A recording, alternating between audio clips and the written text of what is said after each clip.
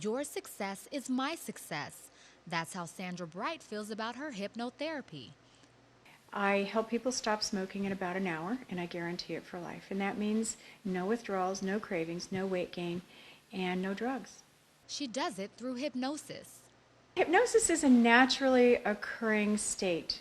What we do is we use a unique combination of advanced hypnosis techniques so that 95% of the people stop after the first session, and for the rest we have a backup session. And in that hour or two, what we actually do is help them completely remove the desire for the cigarettes. And that way we avoid the possibility of substituting unhealthy things like overeating for the smoking. She believes the patient must first have the desire to stop smoking. The first thing we do is find out what makes them want to stop smoking. And we get pretty good detail about that. If they tell me that they have a desire and I don't discover that they don't really have a desire, the process won't work, because we can't make anybody do anything they don't want to do. She thinks many people start to smoke because of their peers, but they keep smoking because it's like protection. Most people start smoking when they're in the social period of their life. And it's not that they really want to smoke, but they feel they need to smoke. And so what happens is they make a decision to smoke, and they might start saying, this is awful at first. But they have to smoke, so they say, no, they tell their unconscious mind, I need to smoke. I've got to do this.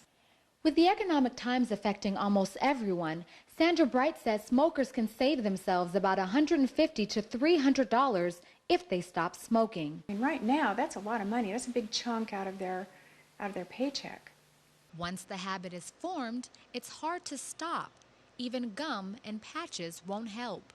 First of all, it's common knowledge that those products don't work, but it's not common knowledge to the smokers because they keep buying them.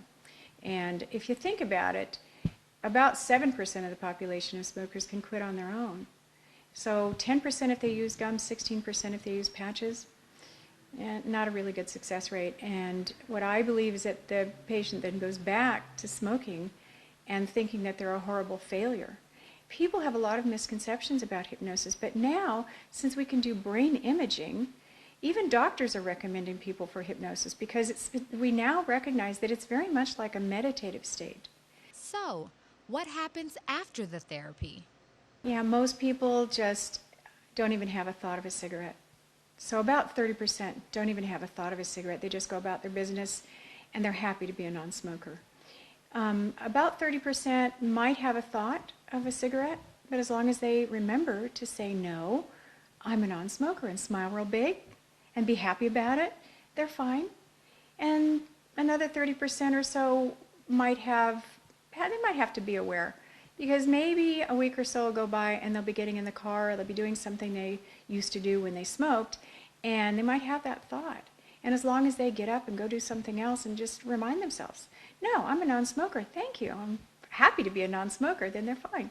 It's the very best way to stop smoking. It's the safest way, and it's got the highest success rate of anything out there. And my program has the highest success rate of any of the hypnosis programs, so I'm pretty happy.